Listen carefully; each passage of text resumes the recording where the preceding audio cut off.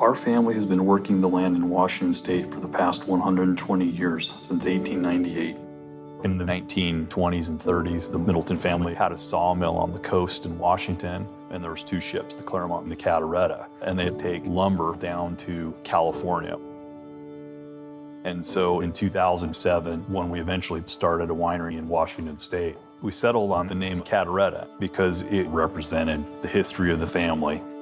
We've been in various businesses together for 5 generations. Our primary business has been growing table grapes in California, but in the early 90s, we started growing wine grapes. At some point, someone in the family said, hey, let's make some wine.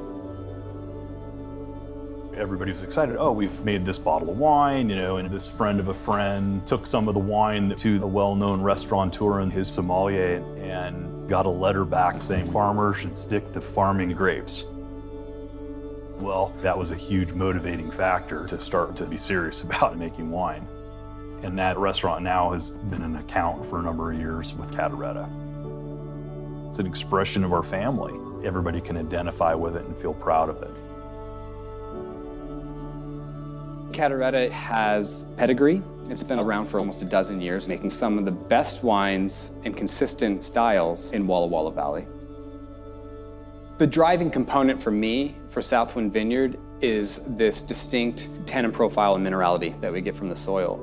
Great wines have an identity that you can taste and smell and go, okay, that's Southwind. It's very rare. There's a lot of good wines in Washington State, but the great wines have that component, and Southwind has that. First time I came to Walla Walla was about 2003 and fell in love with the community. And in 2005, we started buying some fruit up here. But before we ever planted anything, we did a lot of research on the soil. We've got fractured basalt out here that's super unique. Really excited about that, actually. Southwind's not the easiest place to farm, but I think in the long run, the wines will show very well. This is a fractured basalt block. Years of traditional farming on ground is detrimental to the soil and the biology and everything, and whereas this soil is never farmed, so we just have to fight through the rocks and enjoy the wine. At Cadaretta, our approach on sustainability is really a common sense approach. If you want to grow great grapes, you got to put stuff back into the soil. We're trying to build an environment to sustain that plant in a healthy manner, and so its defense mechanisms and everything are as best they can be. And so we spend money on nutrition instead of pesticides.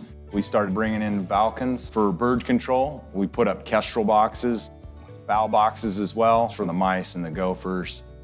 And after 10 years of these practices, we're starting to see the positive effects on the vineyard. We do talk to Cadaretta about science and soul. I mean, that's really important to us. A great bottle of wine has to have a soul. I mean, new technology may get you 75% of the way there, maybe 90, but it's that last 10% that's important. And you're gonna see Peter walking the vines, tasting the grapes. That's part of the soul of Cadaretta. It's the art of winemaking that I gravitate towards. I'm in the vineyards probably every second day, tasting. And when my heart and my brain say, hey, it's ready to go, pick it.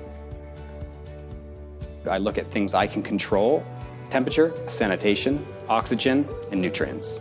Those are the 4 pillars that I need to manage in order to get the must from fruit stage to the wine stage and to do it in a healthy way. By punching down, I'm homogenizing the must so I can aid in extraction, and it just allows for all the flavor and aroma to be released into the liquid versus in the skins. I keep telling my wife this is the last year I'm actually doing my own punch downs, but I think I said that last year too.